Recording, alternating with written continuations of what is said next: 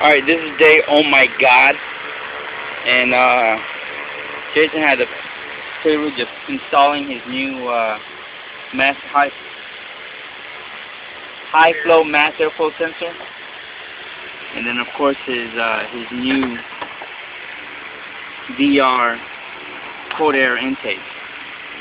And these are parts that I have to use a flashlight right now because it's pretty dark. And I forgot to record when I got here. What happens is these ducts that were just there for nothing, and I'm sorry about the fan, but now they're functioning. These ducts really had no purpose, but what it does is now it diverts air, and basically I don't know why it's called a cold air. It should be a ram air. It takes the air here and forces it into his VR air intake system, one on each side, so you got good flow. So of course, the only time you're going to really feel it is when the car is actually moving, high speed. We substituted the Iridium Plus, original Denzos, and put some NGK Platinum. That's the only thing that we had at the store, so we're trying these out. Pulling the plugs out, a little bit bare. They have this little shield protector on it, so we grabbed the shield and pulled it out. And on the last, number 7 and 8, we just used a long screwdriver, tied it out. But this is the old wires here, as you can see. Not too bad. Really short. And then we got some new ones in this box. Let me pull one out here. Yeah. So that's what the new ones look like. Really big difference between the old and the new. And we're going to see how they fit in with or without the shield. And it looks like we're going without the shield. So hopefully it'll be a lot easier for him to change them out in 50,000 miles, because they are racing. So we got a little bit different tuning pattern.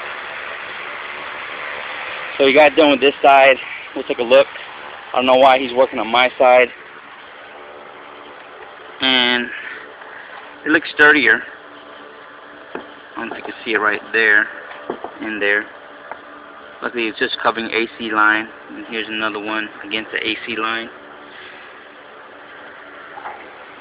Of course, there's that one and that one. So these are angled backwards, while the opposing side is angled forwards. And maybe it is the same block, yeah, as far as casting for the head. So the heads, they don't look like they're directional heads as far as the left or right side, just like most every vehicle out there. We're just making a quick assumption to make sure we're right here.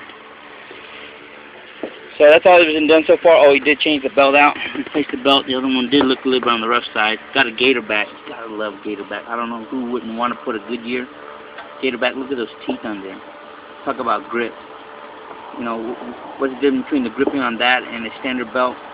Well, Gatorback's made by Goodyear, so hopefully they have the best knowledge on the rubber as well as grip pattern. And with the design that these have, you should have minimal mirror finish and slippage, because each one is individual, so it can clean up another groove if one starts to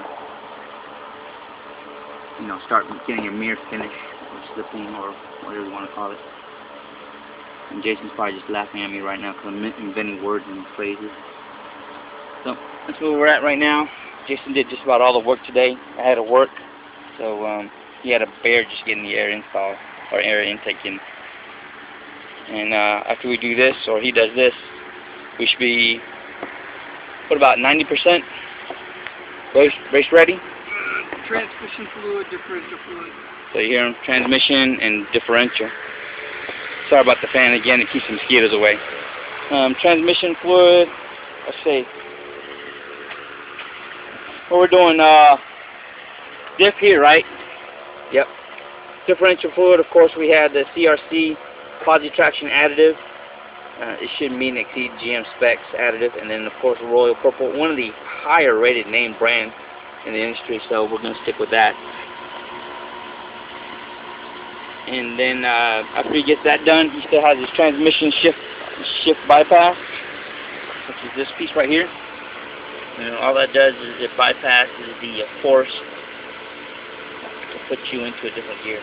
Funny part is, when he bought the wires, it came with that little bitty black thing right there, which is a Sparkplug wire separator, and there's no way you can use that. So pressure just turned on, and we'll see what happens the rest of the evening with the 2001 Z06